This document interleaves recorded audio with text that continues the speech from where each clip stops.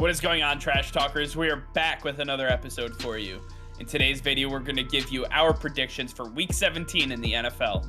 All that and much more coming your way right now!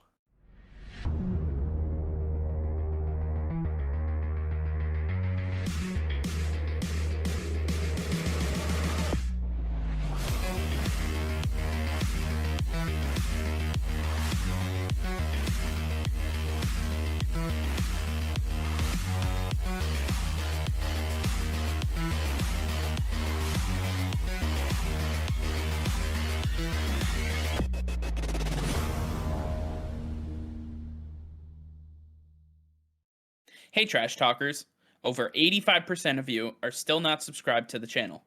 Please be sure to hit that red subscribe button and turn on notifications, as it will help us create more daily content for you. Thank you and enjoy today's video. Alright Nick, week 17 is here, and typically this is the final week of the season, but this is the first year where we have a week 18, and moving forward that's how it will be. A lot of interesting things still happening with Week 17, a lot of playoff murkiness, not a lot of teams are solidified in their roles. We have a lot to get to, so I want to hear from you, starting off with the Thursday night football game we have, the last Thursday night football game we have of the season. The New York Giants taking on the Chicago Bears. Tell us about this travesty of a game. Yeah, it really is. The New York Giants against the Chicago Bears. This game is just one of the worst possible games you could imagine. But being in Chicago, Justin Fields should have a really nice day. The front seven for the New York Giants is unlike most other front sevens, where they're just not effective. They struggle to get to the quarterback, and we're going to see Justin Fields take advantage of that, have a little bit more time to read in the pocket, be able to escape, and have big holes to run. Justin Fields is an incredible talent. I think his athleticism is going to carry the Chicago Bears to a Thursday night victory.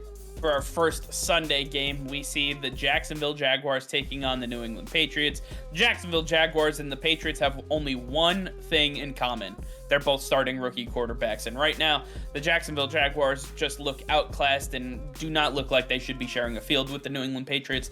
Nonetheless, the Patriots still have a lot to play for, and right now, it's between these two teams. I'm taking the Patriots. This is my lock of the week. It shouldn't surprise anybody, but the Patriots are clearly the better team in this matchup. And funny enough, up next, we have Tom Brady and the Tambe Buccaneers taking on the New York Jets, and which is my lock of the week. We all know Tom Brady loves to play against the New York Jets, and you know he's going to want to throw for 400-500 yards and as many touchdowns as he could possibly get. Tom Brady is going to look to absolutely stomp all over Zach Wilson and company, look to put the Jets to shame. I know that he's going to try to blow them out of the water, and this game is going to be a runaway.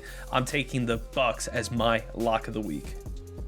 So we had the Patriots, we had Tom Brady, and two teams that can't stand both of those names, the Falcons and the Bills. That's who we have next. And right now, the Bills, they're still trying to keep their spot for the playoffs. They're doing everything they can, trying to win this game, and the Falcons, they're pretty much out of it at this point. There's nothing more they can do. This is a must-win for the Bills, and right now I believe that they're going to be able to get that done. I think they have the wherewithal to handle the Atlanta Falcons easily, especially in Buffalo, so I'm taking the Bills in this one.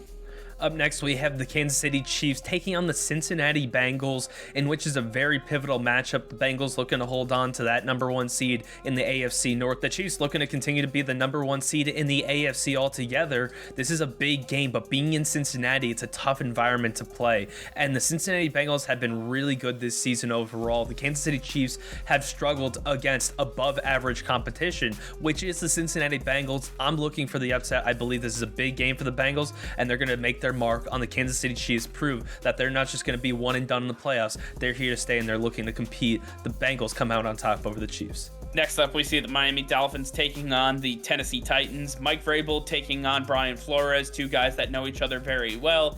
At the end of the day, the Tennessee Titans are just a better organization. They are a better team than the Miami Dolphins are. The Dolphins are still trying to figure out who they are, what they can do on offense, what they can do on defense. I think they have a lot of questions they have to answer themselves before they can start beating quality competition. The Titans are quality competition, and they're going to handle their business at home.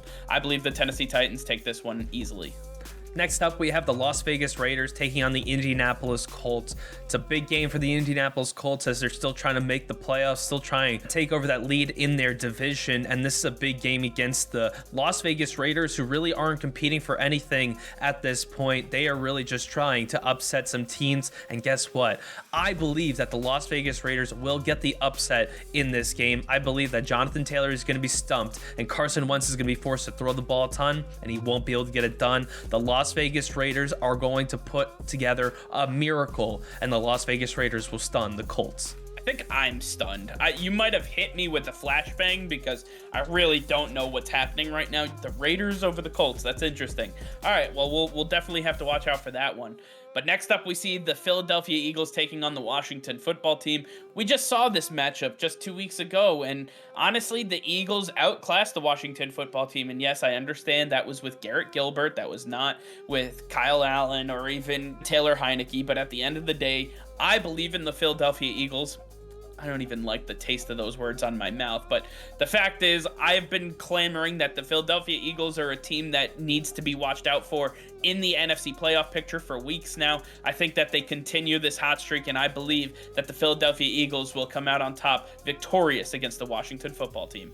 Up next, we have the Carolina Panthers taking on the New Orleans Saints, a very heated divisional matchup with two very bad quarterbacks. To me, this game is really a toss-up, but for me, it's really going to come down to the home team. The New Orleans Saints have played extremely well at home. Their defense has been able to take advantage of weak offenses, being one of the best defenses in the NFL. I think they're going to come out strong. The Saints defense is going to come up strong. Who Dat Nation is going to come out strong, and it's going to come out big as the Saints are going to come out on top over the Carolina Panthers. Next up, we see the Denver Broncos taking on their division foe, the Los Angeles Chargers. The Chargers still trying to keep pace in the AFC, trying to keep up with every team trying to make a playoff spot. The Los Angeles Chargers are much better than the Denver Broncos are right now. The Broncos really have a quarterback quandary that they have to figure out. It's not even a controversy at this point because there's nobody who's competing, honestly.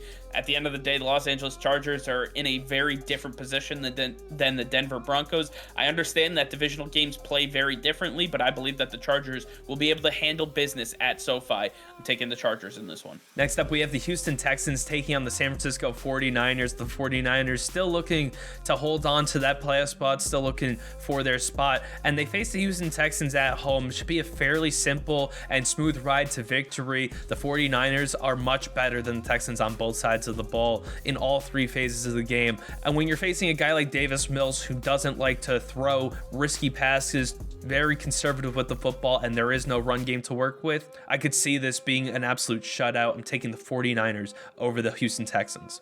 Next up, we see the Los Angeles Rams traveling all the way across the country to Baltimore, taking on the Ravens. The Ravens, who are really trying to figure out what their offense is with a lack of a running game outside of Lamar Jackson or Tyler Huntley.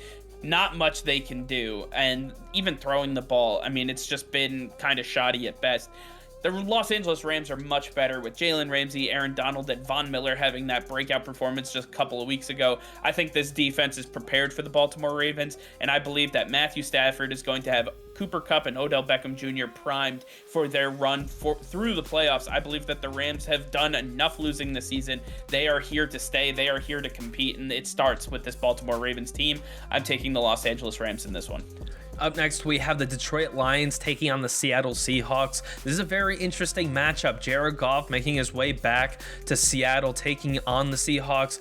Russell Wilson and company have struggled a lot this season, having their first losing season in the Russell Wilson era. This is a big deal, and Russell Wilson and company are not taking this lightly. They want to still prove a point that they are a strong team, that they can compete, and who better to do it against than Jared Goff, the former quarterback of the Rams, who they used to love to pound. It's going to be a great day for the Seattle Seahawks to show that they are still a very competitive team and they can do it against a former foe in Jared Goff. I'm taking the Seattle Seahawks over the Detroit Lions. Next up, we see the Arizona Cardinals traveling to Jerry World to take on the Dallas Cowboys. The Arizona Cardinals are trying to keep pace with the NFC and really trying to keep their lead on the NFC West. They have a lot of work still left to do, and this is going to be a huge game for them. And this is our game of the week, as the Dallas Cowboys are also here to make and prove a point that they can compete with the NFC's best.